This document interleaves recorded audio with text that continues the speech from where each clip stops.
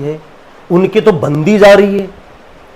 आप किसी भी विभाग में किसी भी अधिकारी से जो हमें रोज सुनने को मिलता है, वो लोग पैसा पहुंचा रहे हैं कि सुपुत्र सप्ताह में 3 दिन 5 स्टार होटल में पार्टी करते हैं। उनको यही पता नहीं यहाँ आम आदमी उसको टाइट करें, और उसका परिणाम ये हुआ कि एक बच्चा वहां करंट से खत्म हो गया। आज आप देखिए इतने लंबे समय तक ये इसलिए स्थापित है कि जब तीसरा आदमी कोई भी आता है और तीसरा आदमी यहां पे कुछ विजन लेके आता है और इनको लगता है कि यार ये हमें डिस्टर्ब करेगा, ये दोनों मिलके और उसको किसी ना किसी तरीके से बदनाम करने। अगर वो पैसा लगता तो ये ही रोड 5-6 साल चलती कि नहीं चलती। मतलब उनको तो इन्होंने बंधक बना रखा है, वो तो बोल ही नहीं सकते, मैं बता दूं आपको, क्योंकि वो इसलिए नहीं बोल सकते कि उनका कहीं ना कहीं कोई स्वार्थ होगा, या फिर उनके ब्लड में ये चीज है कि हमें गुलामी वाली मानसिकता रखनी। सिद्धांत ये रहा है परिवारवाद को खत्म करना। हमारी पार्टी खड़ी इस सिद्धांत पे हुई है और आदरणीय मोदी जी ने पूरे देश में ये इस पे काम किया है। उन्होंने परिवार, ठीक है, मौका मिलना चाहिए लोगों को, लेकिन इसका मतलब ये नहीं है कि एक परिवार में हर पीढ़ी में जीनियस पैदा हो रहे हैं। जी। अरे भैया हो रहा है, वो भी बैठ रहा है, तो वो क्या सेवा करेगा, मुझे बताइए।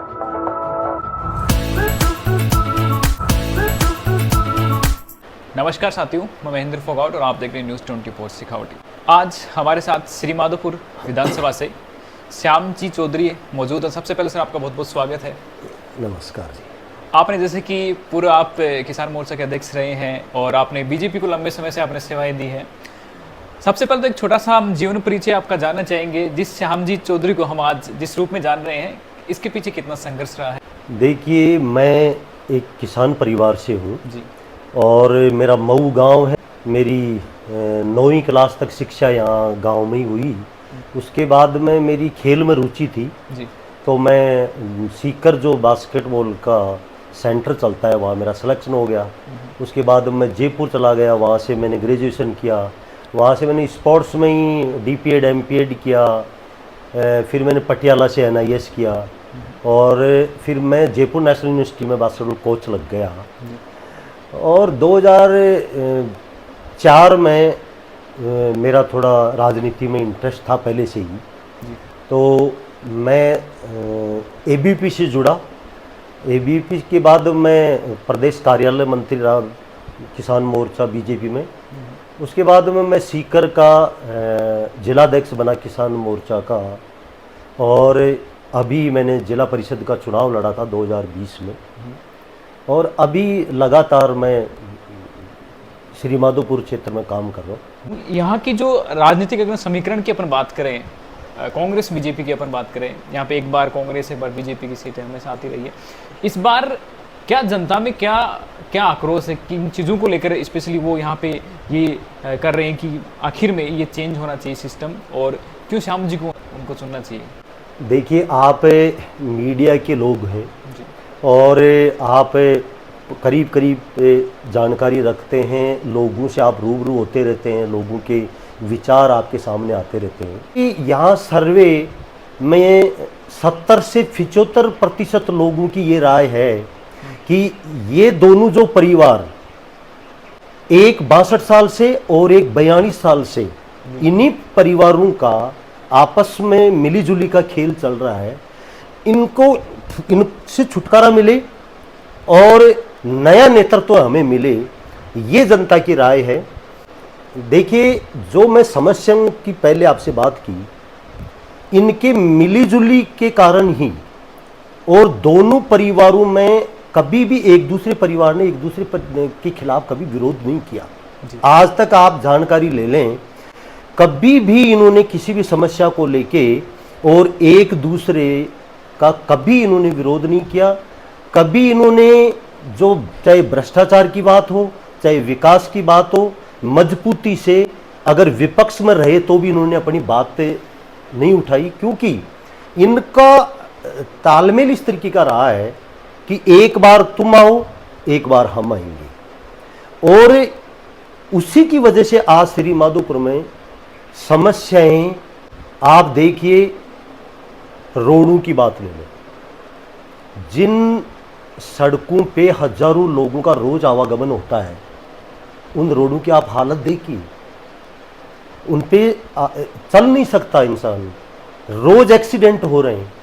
अभी कुछ दिनों पहले मैंने अजीतगढ़ हॉस्पिटल में घेराव किया, वहां मैं धरने पे बैठ गया।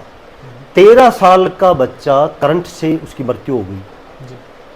उससे पहले उन लोगों ने मुझे एप्लीकेशन जो विद्युत विभाग को दी, वो दिखा रहे थे कि हम बार बार उनसे निवेदन कर रहे हैं कि हमारे जो 11,000 की लाइन है वो नीचे लटकी हुई है, उसको आप सही करें, उसको टाइट करें। और उसका परिणाम ये हुआ कि एक बच्चा वहाँ करंट से ख़त्म हो गया। और ऐसे कई उदाहरण हैं श्री माधोपुर में, चाहे विद्युत विभाग का हो, चाहे पानी को लेके हो, चाहे चिकित्सा को लेके हो। आज मैं चिकित्सा की बात करूं, हमारे यहाँ पे कई मौतें ऐसी हुई हैं जो टाइम पे उनको इलाज नहीं मिला। मैं यहाँ पे थोड़ा सा एक द्वंद्व इसको क्लियर करना चाहता हूँ। आप कह रहे हो कि दो पार्टियां, जो बीजेपी और कांग्रेस की आप बात कर रहे हो, आपस में किसी, आपने कहा कि विरोध नहीं करते, वो अगर किसी का करप्शन नहीं किया तो एक दूसरे को दबा लेते हैं कि अगली बार हमारी आनी है तो अगली बार इनकी सरकार आनी है। आप फिर भी बीजेपी से आप दावेदारी कर रहे हो, बीजेपी से टिकट की दावेदारी कर रहे हो, तो आप क्या जनता को कितना आश्वस्त करना चाहते हो कि वो चीजें अगर आपको मौका दिया जाता है, जनता आपको मौका देती है, तो आप दोहराएंगे नहीं? देखिए, मैं जब भी मेरी कोई बात रखता हूँ जी, तो मैं बड़े स्पष्ट रूप से मेरी बात रखता हूँ, जी सर। और मेरे जो दिल में आता है वो मैं बोलता हूँ।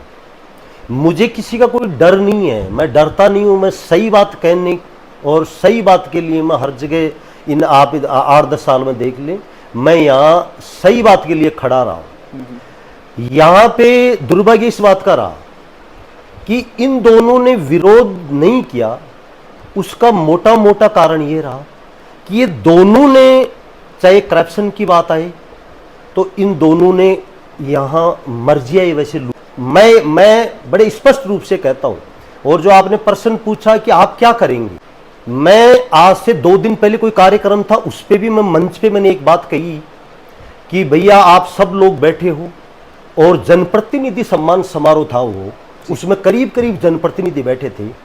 मैंने उनको कहा कि अगर मेरे आज तक के 10 साल के राजनीतिक कार्यकाल में मेरे पे किसी भी तरीके का लांछन है या किसी भी तरीके का मैंने कहीं कोई गलत किया है, तो मंच पे मैं माइक देता हूं, आप आके बोलें अगर आपके नॉलेज में है तो। लेकिन मैंने हाथ जोड़ के उनसे ये निवेदन किया कि ये लोग चुनाव में भ्रम फैलाते हैं। आज आप देखिए, इतने लंबे समय तक ये इसलिए स्थापित हैं कि जब तीसरा आदमी कोई भी आता है और तीसरा आदमी यहां पे कुछ विजन लेके आता है और इनको लगता है कि यार ये हमें डिस्टर्ब करेगा, ये दोनों मिलके और उसको किसी ना किसी तरीके से बदनाम करने का प्रयास करते हैं। उस पे इनके कुछ लोगों को इन्होंने बंधक बना रखा है। उन लोगों, वो लोग ये कहेंगे दिन को, अगर रात कहेंगे तो वो रात कहेंगे। अब मुझे समझ में नहीं आता उनका स्वार्थ क्या है। आपके हिसाब से लोगों को इन्होंने ब्रेन वॉश किया है, आप कह रहे हो, और उसके बाद में एक मतलब यहाँ पे ये कि सत्ता काबिज उनके लिए इंपॉर्टेंट है, विकास से कोई लेना देना नहीं, ये कह रहे हैं आप? देखिए, विकास कैसे हो मैं बताता हूं आपको। विकास, अब मैंने आपको एग्जांपल दिया जालपाली से अजीतगढ़ की रोड का जी। विकास के लिए करोड़ों रुपए आए ना, करोड़ों रुपए आए, लेकिन 5 महीने में रोड टूट गई, जगह जगह से खड्डे हो गए। कहां गया वो पैसा? अगर वो पैसा लगता तो ये ही रोड 5-6 साल चलती कि नहीं चलती? जी। मैं कह रहा हूं श्री माधोपुर में नगर पालिका में रोडों की बात आई, इनमें जो पैसा विकास का आया ये लोग हजम कर गए, तो विकास की बात कहां से करोगे आप? आपने मेरे से प्रश्न पूछा, मुझे अगर मौका दिया, और मैं, देखिए ये लोकतंत्र है, इसमें सत्ता में जो होता है उसके पास पावर होता है। जी बिल्कुल। मैंने आपको पहले भी कहा कि मैं संघर्ष कर रहा हूं, मैं घेराव भी कर रहा हूं, धरने भी दे रहा हूं, लेकिन मेरी कोई सुनेगा नहीं। मेरी इसलिए नहीं सुन रहा कि कलेक्टर के पास जाऊंगा, कलेक्टर भी इन्हीं से प्रभावित है। मैं जयपुर जाऊंगा, वहां पे मंत्री भी इन्हीं से प्रभावित है। मुख्यमंत्री जी हैं, उनको ये लोग गुमराह करते हैं, किस तरीके से करते हैं। तो जांच कौन करेगा इन चीजों की?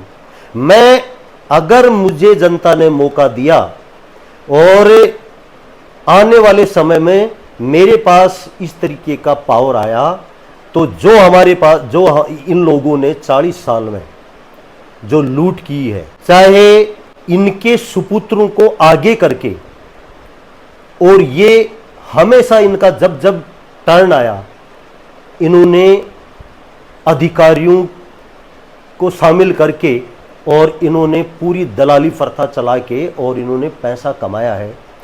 आप मुझे बताइए, मैं अभी जो वर्तमान विधायक है उनकी बात करता हूं। उनके सुपुत्र सप्ताह में 3 दिन 5 स्टार होटल में पार्टी करते हैं। उनको यही पता नहीं यहां आम आदमी की क्या स्थिति है। उनके तो बंदी जा रही है। आप किसी भी विभाग में किसी भी अधिकारी से जो हमें रोज सुनने को मिलता है, वो लोग पैसा पहुंचा रहे हैं, मजे कर रहे हैं। आज वो राजनीति में आने की सोच रहे हैं कि भाई राजनीति, उनको आज ग्राउंड लेवल की समस्या लोगों की क्या है उनको पता। इससे पहले 4.5 साल से पहले जो कार्यकाल रहा, ये दुर्भाग्य है श्री माधोपुर का कि यहां पे किस तरीके से लोगों को गुमराह किया जा रहा है। पूरे विधायक थे, आज से 5 साल पहले पाइप घोटाला था। मैं स्पष्ट बात कहता हूं, मुझे किसी का डर नहीं है। मेरे पे कोई लांछन है या मैंने कहीं गलत किया है तो निश्चित रूप से मेरी जांच कराए। आज कई बार हमें सुनने को मिलता है कि साहब जमीन बेच के चुनाव लड़ा है। बाढ़नी के लोग कई बार मेरे को मिलते हैं, वो लोग कहते हैं देखो, मतलब किस तरीके से किसी को बेवकूफ बनाया जा सकता है। हम वहां पे सीम जोड़ हैं, हमारी जमीनें वहीं पे हैं, हमें पता नहीं कब जमीन बेच के चुनाव लड़ा। आज 40 साल, 70 साल, 60 साल के लोग हैं, उनसे भी कोई पूछे तो ये कहेंगे कि यार ये दोनों चुनाव में इनके पैसा बचता है। पाइप घोटाले में लोग जमानत पे बैठे हैं। ये आने वाले टाइम में ये चीजें आएंगी, ये छुप नहीं सकती। आप कितने दिन गुमराह करोगे? जी सर। तो ये विकास की बात आप कर रहे हो, विकास तो तब होगा ना जब ये लूट बंद होगी। जी। और उस लूट बंद करने के लिए आपके हिसाब से यहाँ श्री माधोपुर की जनता को एक नए चेहरे को विश्वास जताना चाहिए। और मैं सर इसको भी आश्वस्त कराना चाहता हूँ लोगों से कि आप कह रहे हो कि पावर होता है वैन जब आप इसमें हो, लेकिन आपके पास वो नहीं है।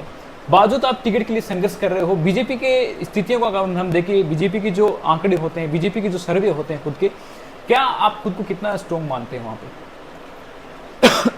देखिए, मैंने शुरू में ही आपसे बात की कि यहाँ का जनमानस का 70 से 80% का ये विचार है। 10-15% लोगों को तो मैं इसलिए नहीं बोलता कि वो तो मतलब उनको तो इन्होंने बंधक बना रखा है, वो तो बोल ही नहीं सकते। मैं बता दूं आपको, क्योंकि वो इसलिए नहीं बोल सकते कि उनका कहीं ना कहीं कोई स्वार्थ होगा, या फिर उनके ब्लड में ये चीज है कि हमें गुलामी वाली मानसिकता रखनी है। मैं आप आज जिस तरीके की मोदी जी ने पूरे भारत में राजनीति की है और जिस तरीके से एक भारतीय जनता पार्टी में एक परंपरा चलाई है, जी। मैं निश्चित रूप से आपको कह सकता हूं कि 2023 में, क्योंकि हमारे भारतीय जनता पार्टी का सिद्धांत ये रहा है परिवारवाद को खत्म करना। जी। हमारी पार्टी खड़ी इस सिद्धांत पे हुई है और आदरणीय मोदी जी ने पूरे देश में ये इस पे काम किया है। उन्होंने परिवार, ठीक है, मौका मिलना चाहिए लोगों को, लेकिन इसका मतलब ये नहीं है कि एक परिवार में हर पीढ़ी में जीनियस पैदा हो रहे हैं। जी जी। अरे भैया हो रहा है, वो भी बैठ रहा है, तो वो क्या सेवा करेगा मुझे बताइए। पीढ़ी दर पीढ़ी चलता रहेगा तो कोई ना कोई सी पीढ़ी में भी तो पैदा होता होगा, वो भी अगर बैठेगा तो आप बताइए जनता का क्या होगा। मैं आपको विश्वास के साथ कहता हूं, भारतीय जनता पार्टी अब की बार जो 2023 में टिकट वितरण होगा, उसमें जिसने लगातार जनता के बीच में काम किया है, लगातार संघर्ष किया है और जिसकी छवि जनता के बीच में अच्छी है, वो उसको जनता भी सपोर्ट कर रही है। और परिवारवाद को खत्म करने के लिए मोदी जी ने पहले ही ये बात कह दी। तो मैं निश्चित हूं कि आने वाले 2023 में मैं संतुष्ट हूं कि मैंने लगातार 7.5 साल से मैं जनता के मुद्दे उठा रहा हूं और मैं 16 से 17 घंटा जनता के बीच में काम करता हूं। और जब भी कोई कहीं पे भी कोई समस्या होती है, जितना मेरे से बन बैठता है उतना मैं करता हूं। तो मैं निश्चित हूं आने वाले 2023 में भारतीय जनता पार्टी, जो यहाँ 70 से 80% लोगों की राय है कि यहाँ नया आदमी नेतृत्व करे और ये परिवारवाद, ये वंशवाद, ये मिलीजुली का खेल, एक बार तू एक बार मैं, ये चीजें अब की बार खत्म होंगी और यहाँ श्री माधोपुर को एक नया नेतृत्व मिलेगा। जी, बहुत बहुत शुक्रिया, आपने बहुत सारी चीज़ें बताई। और श्री माधोपुर से जो लोग इनको देख रहे हैं, श्याम जी को आप किस रूप में देखते हैं, आपका व्यू वो पॉइंट इनके लिए क्या है, आप ये कमेंट सेक्शन में राय जरूर रखिएगा। और जो मुद्दे इन्होंने बताए, जो वंशवाद यहाँ पे चलता आ रहा है 40 सालों से पिछले, उससे आप कितने संतुष्ट हैं और संतुष्ट नहीं हैं, तो आप क्या नया चाहते हैं, ये भी आप कमेंट सेक्शन में जरूर रखें। और सबसे इम्पोर्टेंट चीज़ होती है कि आप इस विधानसभा से अगर इस वीडियो को देख रहे हैं तो आप यहाँ पे इनकी स्थितियों को लेकर, श्याम जी की स्थितियों को लेकर क्या कहना चाहेंगे, ये आप कमेंट सेक्शन में जरूर बताना। Thanks for watching, meet with soon in next video.